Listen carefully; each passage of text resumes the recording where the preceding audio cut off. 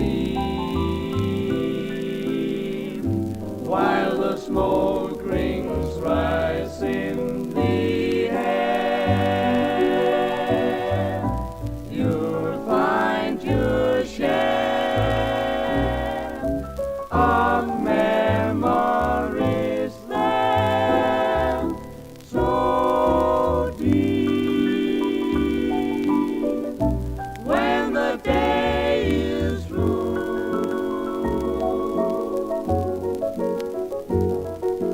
dream, and it might come true.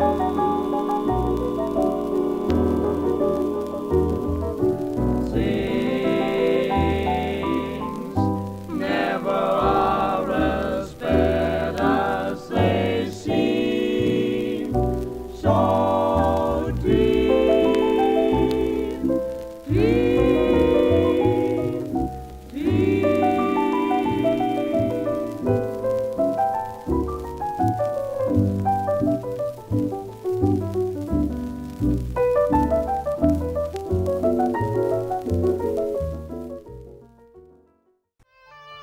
Today we have with us a group of students among America's best.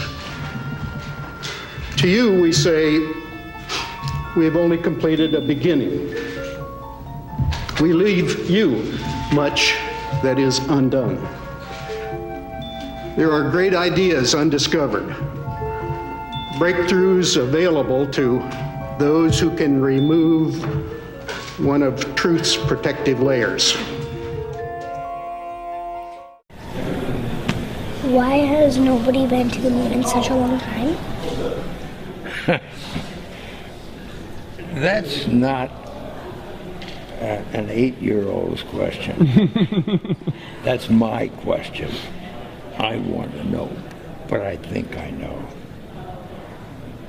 Because we didn't go there, and that's the way it happened. And if it didn't happen, it's nice to know why it didn't happen. I'd go to the moon in a nanosecond. The problem is we don't have the technology to do that anymore. We used to, but we destroyed that technology, and it's a painful process to build it back again.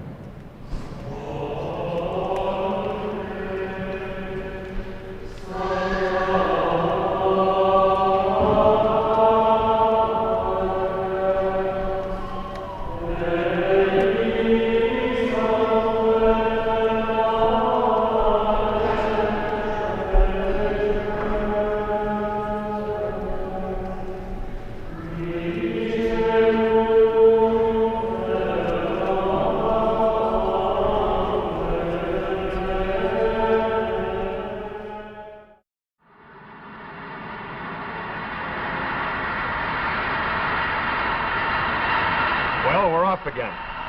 On our way home. First men to reach Alpha Centauri. The first men to reach a solar system outside our own and live to tell it. Except the two of us we left buried back there under that red dust. Look, Charlie, before you start crying about Kelly and Schwartz, remember we've got a long way to go before we reach Earth. So save your tears till then. You may need them for yourself. That's being very realistic. I'll bet the doc's so wrapped up over what we found down there that He wouldn't care if we ever got back. On the contrary, I'm very anxious to get back. Alpha Centauri had a remarkable civilization, centuries in advance of ours.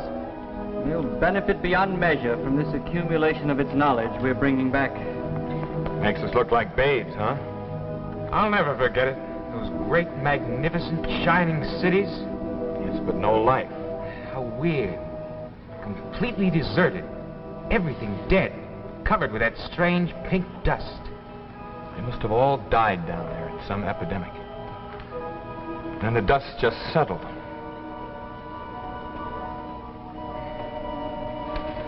Those papers you found there say anything about it, Doc? Well, I haven't had a chance to look through them fully yet. Say, where'd all this dust come from? We must have picked some of it up before we left. I thought we'd cleaned up the ship thoroughly. We were so careful. Let's see. It's that red dust from Alpha. It's all over the place. Boy, will I be glad to get back to Pittsburgh. Yes, it's the same dust that was covering Planet A. Strange how persistent.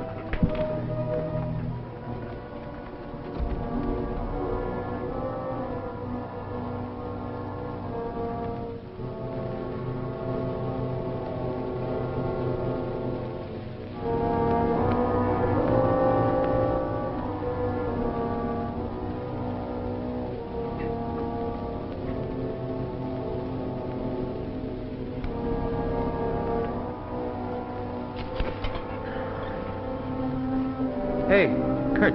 Yeah? Take a look. At what? The dust. It's growing. It's what? Well, I'll be... There wasn't that much there yesterday. I tell you, it's growing. Well, it sure is. No wonder I feel crawly.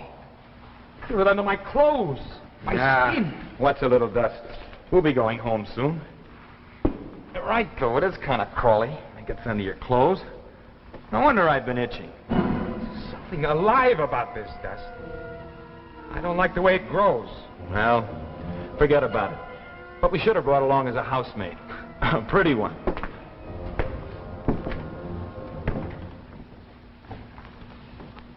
It's a good thing we'll be getting back to Earth again in a few days before this dust gets any thicker. The rate it's been spreading, in another week we'd have to fight our way through it. Time for the shots again, Doctor.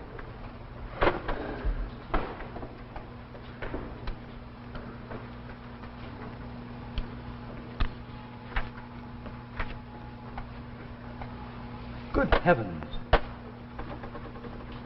Was that the radiation shot? Sure.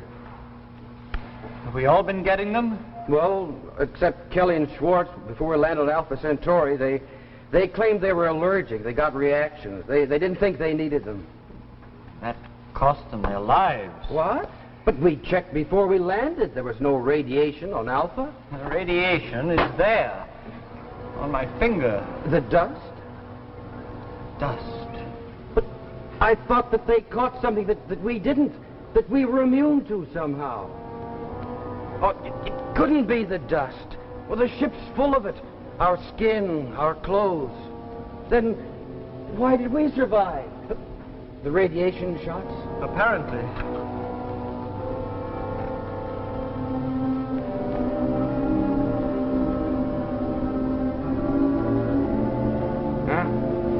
So far, it's no good. Frankly, now, when we signed up for this little thing, who would have thought that we'd make it there and back without a hitch? I don't think I even thought about it. Hey, Charlie, can't you and the doc do something about this dust? I'm getting awful itchy. Time for the shots. Radiation shots again? That's more hogwash. What do we need them for? We're going home soon. What do we need them for, anyway? They just saved your life, that's all. They what? The doc just found out what killed Kelly and Schwartz. It was radiation disease. Caused by that pink dust. Oh, you're kidding. You mean this stuff? Hey, that's right. They didn't take their shots. It was the dust after all, and the reason we're alive is because of these shots. Ouch! Take it easy, Charlie. It's not my fault that Kelly and Schwartz didn't get their shots. Don't joke about it. Hey, Charlie. We're just as upset about this as you are, but there's nothing we can do about it now. Yeah, they knew when they came along what the chances were. 2 men lost on an expedition like this. It's not so bad. Not when you consider that they didn't even survive, the first bunch didn't even survive the takeoff. What you've got to do, Charlie, is think about yourself. Concentrate on you. Yeah, you're just like the doctor. You don't care about anything but yourself. No, you don't believe that. You wouldn't have worked for him so long. Oh, I respect him all right, but I can't help thinking about Kelly out there on that red desert. The dust swirling around him and us goggling down at him through the port. And Kurt yelling, "Here's a toast to Kelly." And he came clumping back into the ship, his flight suit covered with it. And all the time, that deadly dust was spreading over him, just like it's spreading over this ship, getting inside him, eating him away. Hey, Charlie, look, we all know that death is the price of knowledge. Yes, but none of you care anything about it. All Kurt here's interested in is excitement. And the doc will do anything for science, no matter who suffers.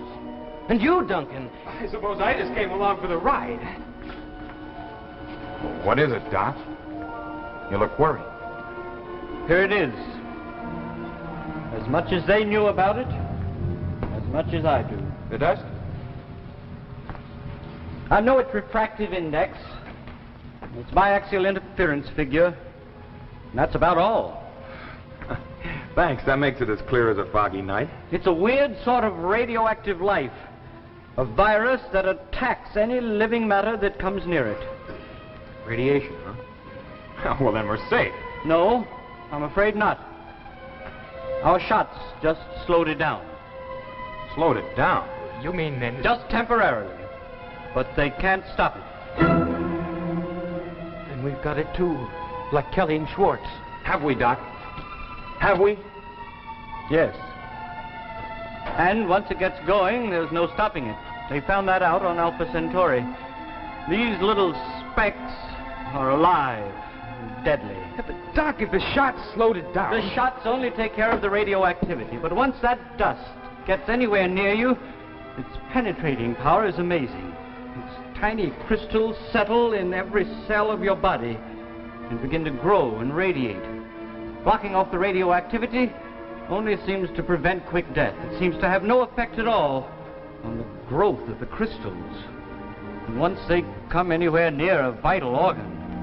How long have we got?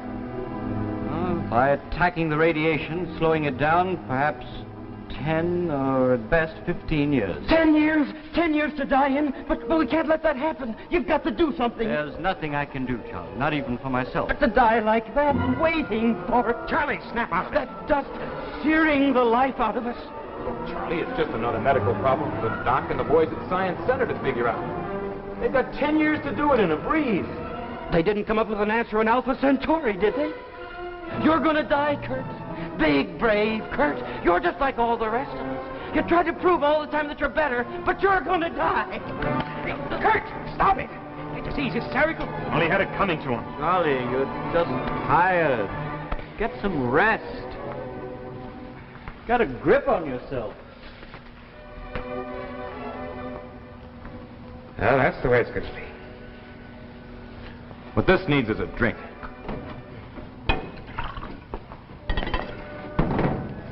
Here. To the dust. Ashes to ashes, dust to dust. Ha red dust. You just can't resist showing off, can you, Kurt? Now don't you start, Doc. Not starting anything, but I'm not afraid to admit that I'm just plain scared. Now, the way I figure it is, we're 10, maybe 15 years ahead of what we expected to be when we started on this little excursion. And boy, I can do a lot with 15 years. Girl on every planet, huh? Well, let's face it, I'm 35 now, and in 15 years I'll be 50. Who wants to live any longer than that?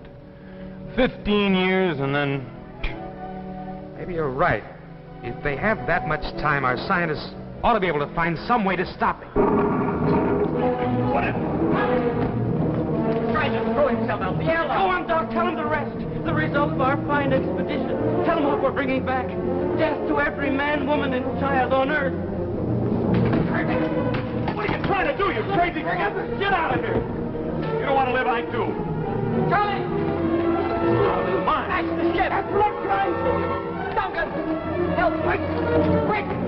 The airlock! What does that crazy fool do now?